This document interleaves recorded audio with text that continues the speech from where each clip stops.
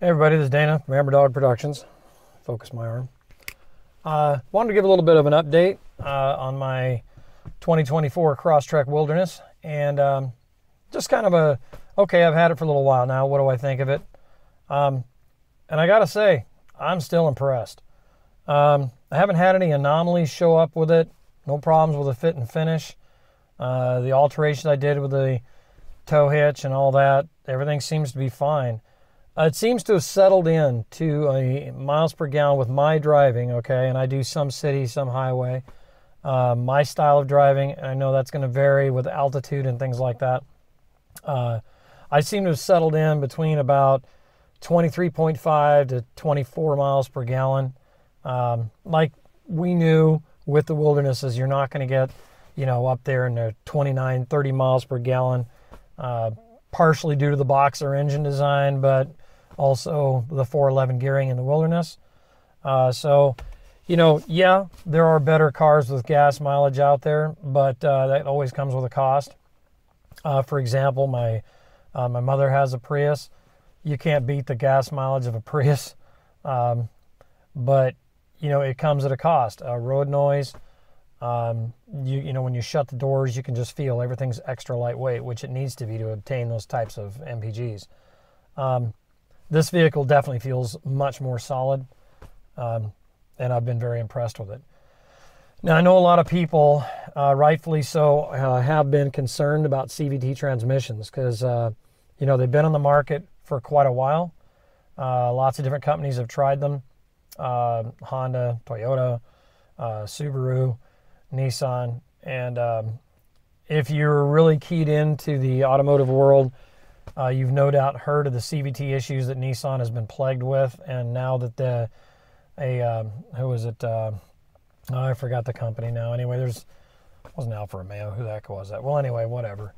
French company bought out, or they bought part of the French company, and so they're having that company make the transmissions for them, which in my opinion, just my opinion, is going to not bode well for Nissan with their transmissions. They've already had problems with the CVTs.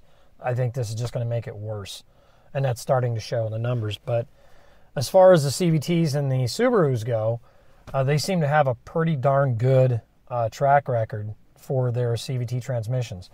And also, one thing that Subaru did that I'm really impressed with is the main drive chain for the CVT is made in Germany by a company that is just world-renowned for having the best chains you can possibly get.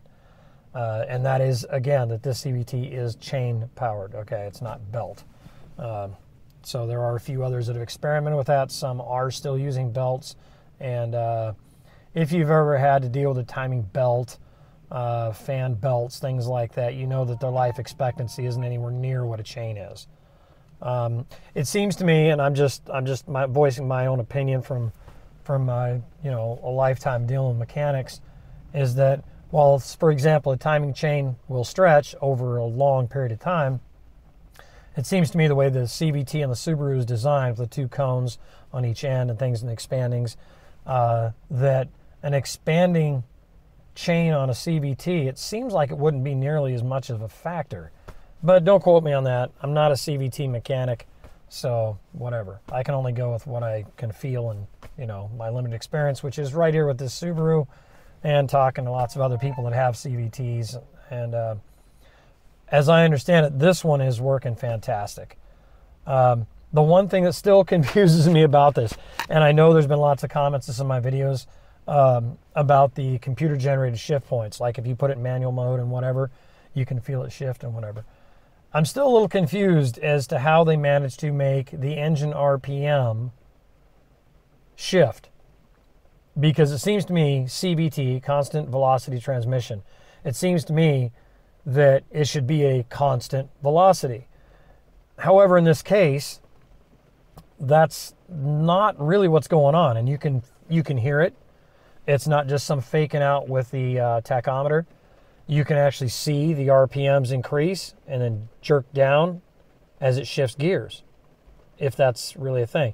Now, granted, the shift points are probably computer controlled, but even with that, your power bands and torque bands are certainly changed because you can see when it changes gears. So it's entertaining to me because of everything that I've heard about CVTs is they just kind of drone along. And the only droning that I think I've noticed on it, if you want to call it droning, is if you're just, you're like you're in the city or something, you're just really lightly applying the gas. It feels at those points like you're just weight of your foot on the gas pedal. It does feel a little weak on the power. It has no problem getting up and going, but it doesn't feel snappy, if you understand what I'm saying. However, that immediately changes the minute you put any kind of gas pedal into it. So I suppose the same could be said with some other vehicles. You don't, at a really light touch on the accelerator, in a standard automatic transmission, be a 2-speed Power Glide or a 3-speed, or like a 727 Chrysler Torque Flight where you feel that bang, bang, bang. You're not going to get shift points like that, or like you get with a shift kit or something like that. But its shifting is much smoother, which for a car like this, for a daily driver and off-road, has lended to a very smooth operation. And I noticed when I had it off-road that the ability to keep it in a power band and continuously vary its transmission like it does, I was never hunting for a gear, or the transmission, I'm sorry. The transmission was never hunting for a gear. At no point did I ever need to downshift the shifter into low 1 or 2, which is another interesting point that I have noticed about this car that kept throwing me off. Whenever I'd put it in gear, I'd always look down at the shifter to make sure that I'm putting it in drive. Well, in this car, that's not the case. In this car, you got park, reverse, neutral, and drive. There is no low 1, low 2. So you just pull the shifter all the way down. You don't. So if you've ever driven, normal automatics, you have those other options. So that's been kind of different, getting used to that. And as far as a little Easter egg thing goes, this is going to be really cheesy, but I'm going to put it on here just because I really appreciate it.